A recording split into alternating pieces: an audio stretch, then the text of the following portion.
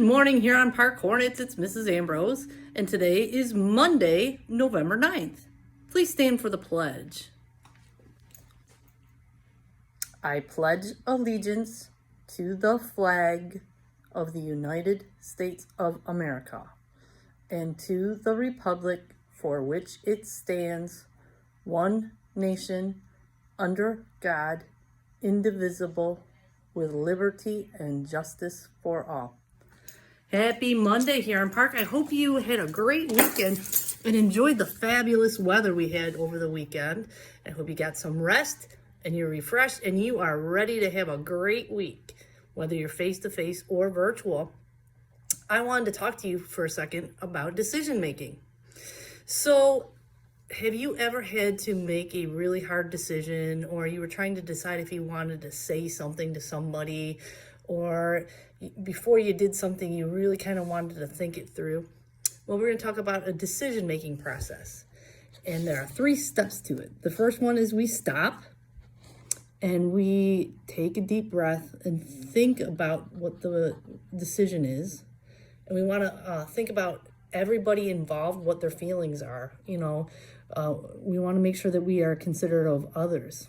Then we're going to think, what is the problem? What are your options to the problem? So let's say you're trying to decide if you wanted to play at recess with somebody.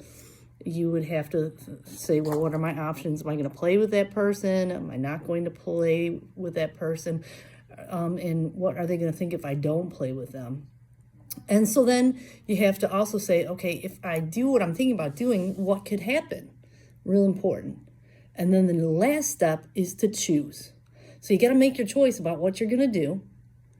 And then you also, if you need to talk to somebody that you trust and supports you about the decision you made, you can do that. So when making a hard decision, again, use 3 things. You're going to stop, you're going to think, and then you're going to choose. Okay? Beyond that, I also wanted to remind all our face-to-face students to please make sure you are using social distancing, you're wearing your mask, you are washing your hands very frequently, you are also using the hand sanitizer around the school, and if you're not feeling really well, make sure you're staying home, okay? And then if you're one of our virtual students, make sure you're getting up and getting to class on time. Even though you're home, it's really important that you go to class on time. And you should get dressed. You don't want to sit around in your pajamas all day, because if I sit around in my pajamas, I feel lazy. I don't want to do anything.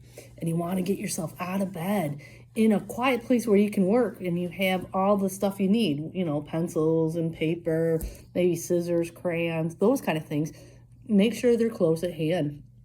And make sure that wherever you're doing your work, it's like distraction free, meaning that, you don't have all kinds of stuff going on where you're not paying attention. So you're going to want to turn off that TV and your video games, and you're going to want to pay attention to what's going on. And the other thing, whether you're virtual or face-to-face, make sure you're doing the work. And if you have questions, make sure you're not afraid to say something to your teacher. Ask questions, okay? And then only other thing I would say, if you're virtual, make sure you're not interrupting the teacher. If you aren't sure what's going on, you can raise your hand in Teams and wait to be called on. But if you're just going, hey, I don't know what we're doing, hey, you're going to distract the whole class, okay? So make sure that we're following those virtual rules, everybody. So I hope you have a great Monday. Repeat after me. Huron Park Hornets are respectful, responsible, and ready. I fly right with Hero. Have a great Monday. Bye.